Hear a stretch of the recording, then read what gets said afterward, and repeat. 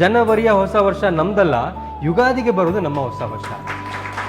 ಇದು ಕ್ಯಾಲೆಂಡರ್ ಹೊಸ ವರ್ಷ ಅಷ್ಟೇ. ಯುಗಾದಿ ನಿಜವಾಗ್ಲೂ ನಮ್ಮ ಹೊಸ ವರ್ಷ. ಯಾಕೆಂದ್ರೆ ನಮ್ಮ ಒಂದು ಪಂಚಾಂಗದಲ್ಲಿ ನಮ್ಮ ಆಕಾಶವನ್ನ 12 ಮನೆಗಳಾಗಿ, 12 ರಾಶಿಗಳಿಗೆ 12 ಮನೆಗಳಾಗಿ ವಿಂಗಡಣೆ ಮಾಡ್ತಾರೆ. ಸೊ ಸೆಪ್ಟೆಂಬರ್ ಏನು ಅಂದ್ರೆ ಆಕಾಶದಲ್ಲಿ ಸೂರ್ಯ ಯಾವಾಗ 7ನೇ ಮನೆಗೆ ಪ್ರವೇಶ ಮಾಡ್ತಾನೋ ಅದು ಸಪ್ತ ಅಂಬರ ಅಂದ್ರೆ ಸೆಪ್ಟೆಂಬರ್. ಸೆಪ್ಟೆಂಬರ್ ನಮ್ಮ ಒಂದು ಪಂಚಾಂಗದ ಪ್ರಕಾರ 7ನೇ ತಿಂಗಳಾಗಬೇಕಿತ್ತು, ಬಟ್ ಈ ಕ್ಯಾಲೆಂಡರ್ ಅಲ್ಲಿ 9ನೇ ತಿಂಗಳಾಗಿದೆ. ಸೂರ್ಯ ಯಾವಾಗ ಆಕಾಶದಲ್ಲಿ 8ನೇ ಮನೆಗೆ ಪ್ರವೇಶ ಮಾಡ್ತಾನೋ ಅದು ಅಷ್ಟ ಅಂಬರ ಅಂದ್ರೆ ಅಕ್ಟೋಬರ್. ಬಟ್ ನಾವು ಅಕ್ಟೋಬರ್ನ ಇಲ್ಲಿ 10ನೇ ತಿಂಗಳು ಮಾಡ್ಬಿಟ್ಟಿದೀವಿ.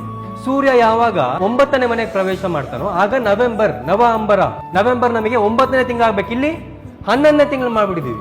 ದಶ ಅಂಬರ ಆಕಾಶದಲ್ಲಿ 10ನೇ ಮನೆಗೆ ಪ್ರವೇಶ ಮಾಡ್ತಾನೋ ಅದು ದಶ ಅಂಬರ ಡಿಸೆಂಬರ್. ಬಟ್ ನಾವಿಲ್ಲಿ ಡಿಸೆಂಬರ್ನ 12ನೇ ತಿಂಗಳು ಮಾಡ್ಬಿಟ್ಟಿದೀವಿ. ಸೈಂಟಿಫಿಕಲಿ ಮಾತಾಡ್ಬೇಕಾದ್ರೆ ಡಿಸೆಂಬರ್ ಅನ್ನೋದು 12ನೇ ತಿಂಗಳಲ್ಲ, ನಾವಿನ್ನು 10ನೇ ತಿಂಗಳಲ್ಲಿ ಇದೀವಿ. ಇನ್ನೊಂದು 2-3 ತಿಂಗಳು ಕಳೆದ್ರೆ ಮಾರ್ಚ್ ಬರುತ್ತೆ. ಮಾರ್ಚ್ ಅಲ್ಲಿ ಸೂರ್ಯ 1ನೇ ಮನೆಗೆ ಬರ್ತಾನೆ, ಮೇಷ ರಾಶಿಗೆ ಚೈತ್ರ ಮಾಸದಲ್ಲಿ ಪ್ರವೇಶ ಮಾಡ್ತಾನೋ ಆಗ ಯುಗಾದಿ ಬರುತ್ತೆ. ಅದು ನಮ್ಮ ಹೊಸ ವರ್ಷ. ನಾವು ಮಾತ್ರ ನಮ್ಮ ಹೊಸ ವರ್ಷನ ಆಚರಿಸೋದಿಲ್ಲ, ಇಡೀ ಪ್ರಕೃತಿಗೆ ಜೀವ ಕಳೆ ಬಂದಿರುತ್ತೆ. ಪ್ರಕೃತಿ ಹಚ್ಚ ಹಸಿರಾಗಿ ಹೊಳಿತಿರುತ್ತೆ. ಇಡೀ ಪ್ರಕೃತಿನೇ ನಮ್ಮ ಜೊತೆ ಹೊಸ ವರ್ಷವನ್ನ ಆಚರಣೆ ಮಾಡುತ್ತೆ. ಬೇವು ಬೆಲ್ಲದ ಜೊತೆಗೆ ಈ ವರ್ಷ ಸಿಹಿಯೂ ಇದೆ, ಕಹಿಯೂ ಇದೆ. ಅವೆರಡನ್ನು ಕೂಡ ಬ್ಯಾಲೆನ್ಸ್ ಮಾಡಿ ತಗೋ, ಎರಡನ್ನು ಈಕ್ವಲ್ ಆಗಿ ತಗೋ ಅನ್ನುವಂಥ ಒಂದು ಸಂಸ್ಕೃತಿ ನಮ್ಮದು.